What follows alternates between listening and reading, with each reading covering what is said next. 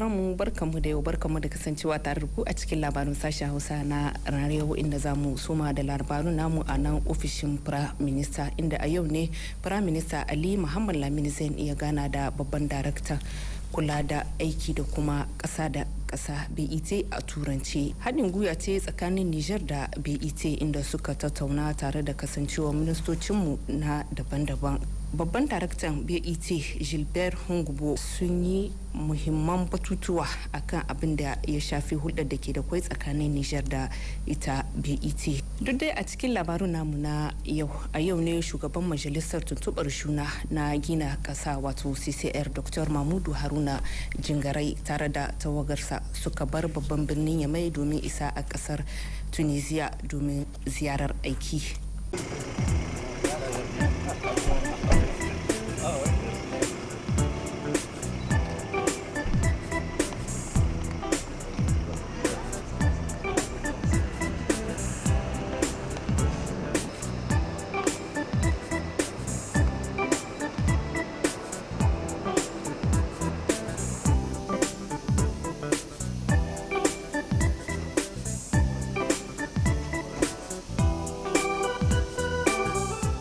Mataimakin shugabar gidauniyar ceton ƙasa FSSP a yau ya karbi gudunmuwar jama'a domin amsa kiran shugaban ƙasa shugaban jamhuriya General Darme Abdurrahman Chani, kamar yadda za ku gani ungoyi guda uku da kuma gari da suka bada kawo gudunmuwarsu. A cikin unguwannin akwai waɗanda suka yi zuwa biyu na kawo ita gudunmuwar tasu. Ga dai ƙarin bayani kamar yadda za ku ji.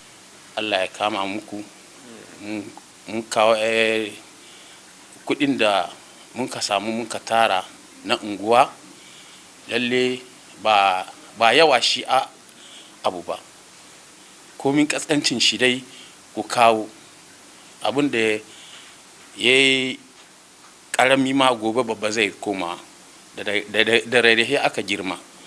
Mu in Allah yarda kuma ba fashi dare da rana mun tsatsayin daka furke mu kawo gudunmuwanmu don gina ƙasa, don ba wani zai zo ya gina mu ƙasarmu ba. Ƙasar da kuke gani tamu ce, kamar yadda waɗanda sun ka zamna tsohinmu sun ka wuce mu ma mun ka zo, kenan mu ma za mu ban mu tarihi. Abin da mun ka kawo jika 30 na mun ka kawo. Kama abin da mun fari depuis le 4 mars passé à notre mun zo na farkon nan contribution mun kawo da farkon nan ga munan na biyu mun zo da jika 40 da 170. Halidu Zainu Isa, donc zuwa mu na biyu ne, mun zo fondin solidarité mu kawo abinda habitan insitekes sun ka ba mu. Ni ce Maimuna Ada, présidente des femmes interminus. To da yarda ubangiji Allah ga shi yau ga mu mun zo fond de solidarité, mu ma mun kawo taimakonmu da ake tambaya duka cikin gari. To da yarda ubangijin Allah mun kawo jika 57. Muna kuma roƙo Allah ya gwada muna zuwanmu na biyu, tun da yanzu ne zuwanmu na fari.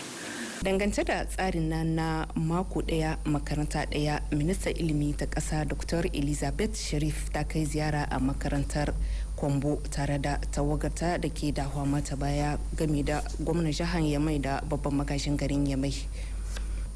Gurin shi wannan tsarin farfado da kishin ƙasa da kuma tallafa ma cibiyoyin ilimi. Ministan ilimi ta ƙasa Dr. Elizabeth Sharif ta yi ziyarce-ziyarce a aji daban-daban a cikin wannan makarantar. A kowane cikin ajin ta yi bayani da kuma jawabai ga zuwa ga ɗaliban da su yi ƙoƙari kuma su ƙara himma bisa kan karatu. Duk dai a cikin labarin namu na yau, ministan matasa ya kai ziyara a nan babban gidan wasannin nan na CCOG da na Anak Taya tare da rakiyar tawagarsa da ke dafa mishi. a cikin ziyarar tashi ya haɗu da 'yan wasanni daban-daban maza da mata. Ya tattauna kuma sun yi hira da su inda suka tattauna akan batutuwa masu muhimmanci. Sai mu koma a jihar da magaram inda al'umma komin in zarmu da ke cikin departama ta Murya sun shirya wasanni daban-daban da kuma nuna goyon bayan su ga hukumomin namu na nan kasar Niger. Ga dai karin bayani na abokan aikinmu Hadiza Yakuba da Abdurrahman Ma'azu. Taron da aka shirya don haɗin kan al'umma na su kawo goyon bayan su ga magabata na wannan ƙasa tamu kan tsaron ƙasa da magabatan suka sa a sahun gaba don a zama tsintsiya maɗar minki ɗaya ko da ta je ta zo. Sannan da ƙarfafa haɗin kai da kuma tunatar da matasa mahimmancin kishin ƙasa da kuma amfani da al'adunmu na gargajiya da suka haɗa da kokowa, sharo da rawa ta gargajiya wajen kare martabar ƙasa, wanda ke cikin tsari da magabata suka sa a sahun gaba, musamman ma shugaban ƙasa, bugo da ƙari shugaban jamhuriya General Darme Abdurrahman Chani da kuma Prime Minister Ali Muhammad Lamine Zain. Wakilcaccen hukuma na da'irar Gafate Dr. mu Lieutenant Sidibe Gwarko Abdullahi ga abin da yake cewa. Wannan ya gwada muna da kun gane tahiya wallan sabuwa da ake nan ga yi. Kuna da gaisuwar manyanmu na harko General Darme Abdurrahman Chani, President de la République na Niger, da Premier Minister Lamine Zain da dukkan mambobin gouvernement. In an ce a zo a haɗu ba a ce ba a zo a saba. An tara wannan abu ba don a ware wane ko wane ba. Wannan taro mun yi sa ne don haɗin kan 'yan ƙasa duka gaba ɗaya. Kuma malumanmu wanda ba sa kwana dare da rana kan su gaji da addu'o'in da suke yi. Paske addu'o'in nan shi ne ke kare mu. Daga nasu waje a lokacin da suke jawabi, wakili na mai daraja sarkin Zarmu, Ali Manzo Yarima da magatakarda na da'irar Zarmu, Sa'idu Isiyaku da magatakarda na prefecture ta Murya Azizu Hima da ya wakilci prefect ta departamentin Murya Kwamandan Ramatu Abdullahi, tare da samun halartar wakilcaccen hukuma na da'irar Murya da Hamdara da kuma na Kolaram da magatakarda na da'ira ta Kolaram da kuma na da'ira ta Gafati. Dukkansu sun yaba kwarai da gaske kan wannan fusa'a ta al'umma na da'irar ta Zarmu. Mahalarta taron sun yi amfani da wannan dama don ba da gudunmuwarsu a gidauniya ta ceton ƙasa. Mu muku tuni da cewa 'yan kallo sun cashe ayarsu tare da kallon wato kokowa ta gargajiya da sharo sannan da rawa ta gargajiya. Albarkacin zagayowar cikon shekarar sabuwar tafiyar cewa da refondation an yi raskwana ayyuka da aka yi tsawon shekara guda da cigaban da aka samu. Ga dai rahoton a bikin aikinmu Zulaha Gambo. A bangaren ilimi, tun hawan sojoji a wannan mulkin ƙasa sun ba da ƙarfi bisa kan ilimi, saboda yau ilimi shine ci gaban ƙasa kuma ilimi shine lantarkin duniya. Da farko an gina kalasoshi 522 na zamani domin ɓadda azuzuwa na zana ko mu ce na haƙƙi. A halin yanzu za a gina sabbin kalasoshi sama da 1000 a jihar Maradi da Damagaran da jihar Difa. Duk dai abin da ya shahi maganar ilimi domin inganta shi, an kawo tsari na koya harsunanmu na gida a cikin makarantu. A wannan bangare an ba da littattafai sama da 731 a cikin makarantu, 530 na harsunan Hausa, Zabarmanci da sauran harsunanmu na gida domin ƙara sa ma yara kishin ƙasa, wanda kuma aka kawo tsarin kau da wasu abubuwa da ba su shahi halayenmu ba domin kawo sauyi a bisa kan magana ta ilimi, wanda ya ba da damar gina wasu makarantun ilimin kimiyya da na fasaha na sakandare da lise, cewa da lise scientific da college scientific a nan babban birnin Yamai. Bayan haka, a cikin tsari na inganta maganar ilimi, gwamnati ta kawo fasaha ta sati guda makaranta guda, wanda ofishin ministan kula da ilimi da inganta harsunanmu na gida a kowane sati suke zuwa makaranta guda a ɗora tutar ƙasa domin nuna ma 'yan makaranta kishin ƙasa. Wannan ya kawo sauyi sosai ga malamai da su kansu 'yan makarantar. Duk dai a cikin tsarin inganta ilimi an hudda sabka 2 zuwa sabka guda, kuma wajen ba da hutu da aka saba yi na 2 an ɗauki ƙudurin maida shi a kowace 10 ta ƙarshen watan Ramadan domin ba ma malamai da su kansu 'yan makaranta damar gudanar da ibadodinsu yadda ya kamata. Duka a cikin magana ilimin an hiddo husawoyi daban-daban, daga cikinsu akwai ba da na'urar zamani da aka rarraba tablet kenan 7,000.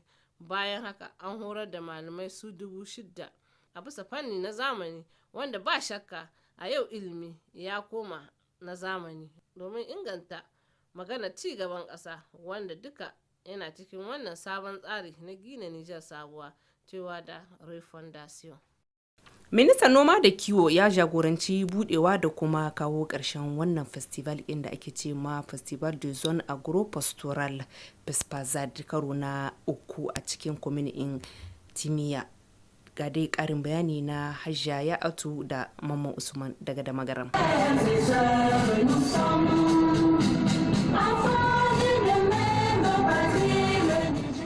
Wannan sabgar ta wasannin al'adun gargajiya na manoma da makiyaya da ke gudana a garin Tanhiya cikin departama na Tanut. Bayan fatiyar taken ƙasa, sabgar ta fara da jerin gwano na tawagogi na jihohi daban-daban da suka samu halarta.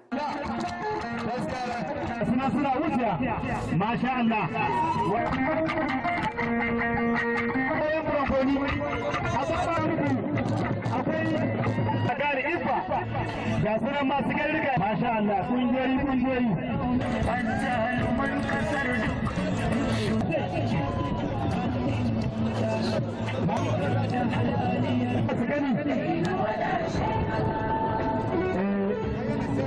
daga cikinsu kowa ya gwada irin fusa'ar shi a al'adance. A jawabin shi na buɗe taron, ministan noma da kiwo Kolonel Muhammad Alhaji Usman ya bayyana manufar da gurin da ke tattare da wannan babbar haduwa.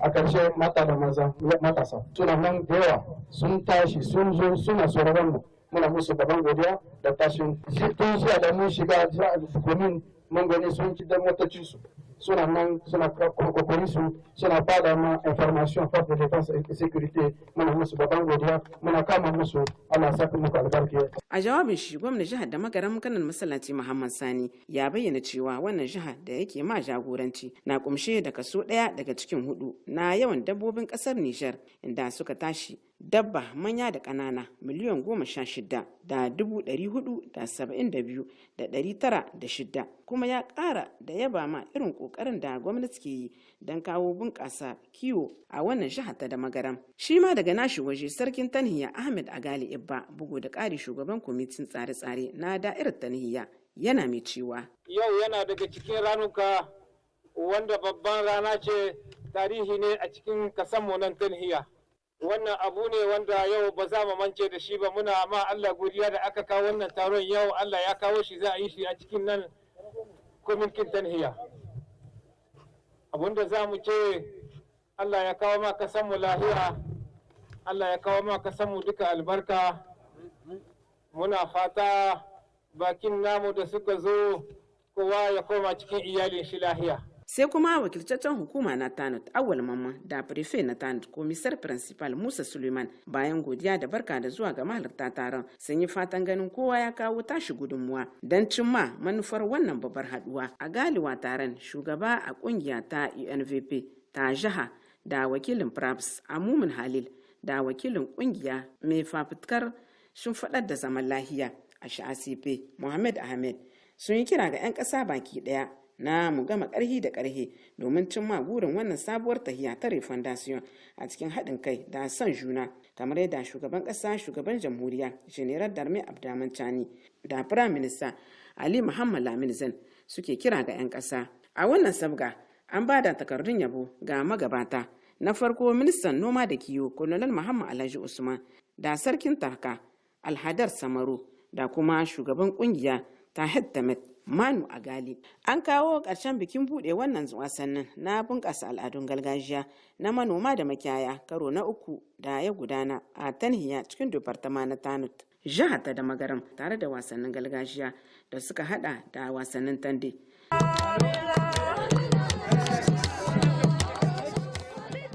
Inda aka yi amfani da wannan dama don kawo gudunmuwa ga gidan mai ƙasa da ake ce ma FSSP.